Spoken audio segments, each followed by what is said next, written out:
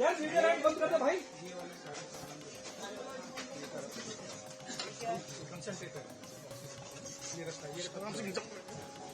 ये booking sir आराम से ये क्या है?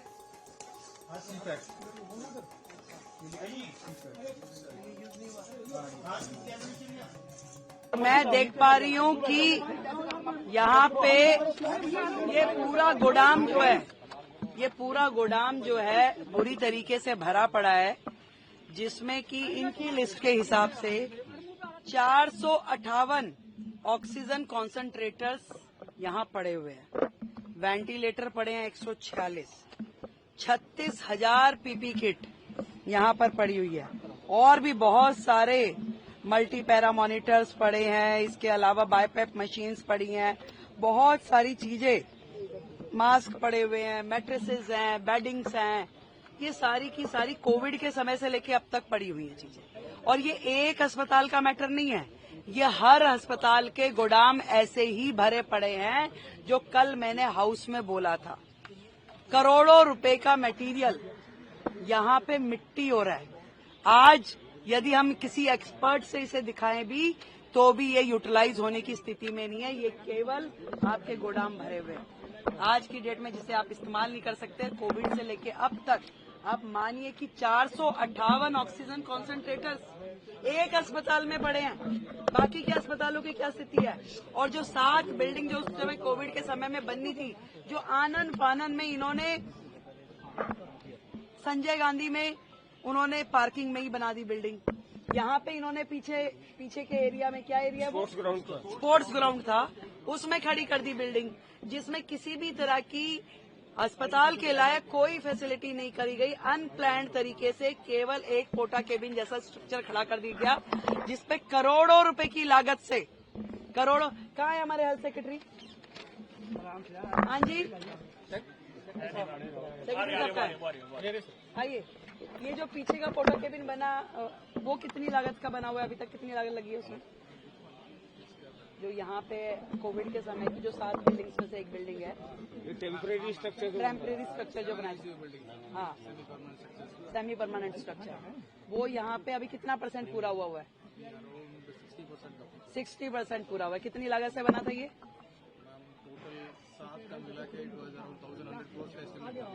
1,100 करोड़ का एस्टीमेट था, जो कि उस समय का शुरू हुआ 60% पे आज भी है। कोविड में बन नहीं पाई। वो सारे के सारे जो थे सेमी परमानेंट स्ट्रक्चर जो थे, 7 में से एक भी बिल्डिंग पूरी नहीं हुई, और वो 1200 करोड़ से ज्यादा की लागत की पूरी 7 बिल्डिंग थी। और आज की डेट में अगर उसको रिवाइज एस्टीमेट भी माने तो लगभग 2000 से ऊपर तो 6 महीने पहले का इनका एस्टीमेट था।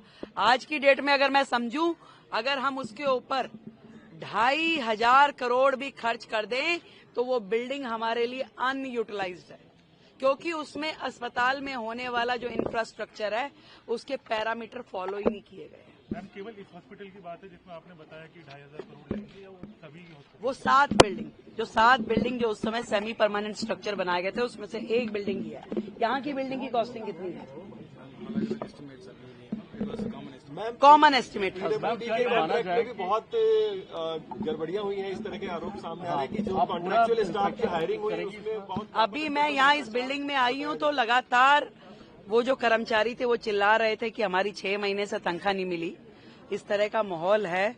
और मैंने तो पहले ही कहा कि दिल्ली सरकार के अस्पताल और दिल्ली सरकार का स्वास्थ्य विभाग खुद बीमार है। अभी इस तरह के न जाने कितने ही मुद्दे अभी खोज के हमें निकालने होंगे।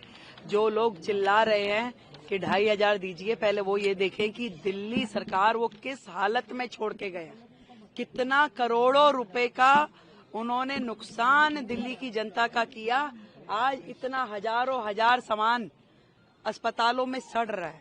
ये एक अस्पताल की बात नहीं है, ये सारे अस्पतालों में इससे बड़ी बड़ी सूचियां पड़ी। आपने खुद पूरे के पूरे उसकी गोदाम की हालत देखी, आप बिल्डिंग की हालत देखिए, कर्मचारियों को तनख्वाह नहीं है, अंदर इंफ्रास्ट्रक्चर नहीं है, चीजें नहीं है। इस बीमार हालत का जिम्मेदार कौन है भाई? आज हमें तो इस स्थिति में आप देके जा रहे हो। हम इसके लिए प्रयास करेंगे चीजों को ठीक करने की। आपने पूरे के पूरे सिस्टम को डिफंक कर दिया। आज वो अस्पताल जिसमें हजारों मरीज रोजाना आते हैं, वो इलाज नहीं पा रहे। बेचारे डॉक्टर्स एम्बेरस है। मतलब यहाँ के एमडी साहब जो हैं, इनके पास 4 हॉस्पिटल का चार्ज है। क्या इतने बड़े बड़े 4 अस्पताल ये संभालने के लिए स्थिति में है? इतना ओवरबर्डन किया हुआ एक अस्पताल आदमी संभालने में दिक्कत है। आज जो रिक्रूटमेंट होनी है, आज जो उन्होंने भर्ती करनी थी डॉक्टर्स की, एमडीज की, वो सब नहीं किया, उस सबको गड्ढे में डाल दिया। आज 4 बड़े अस्पतालों का एक एमडी काम कर रहा है। क्या उम्मीद कर सकते हैं हम उनसे कि वो क्या अस्पताल को देखेंगे, क्या व्यवस्थाएं दे रहे हैं?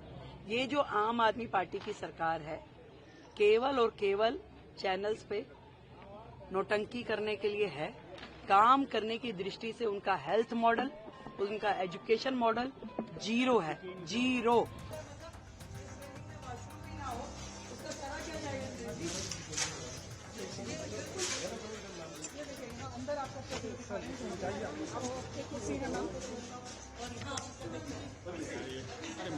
काम पूरा यहाँ हुआ नहीं लगा था।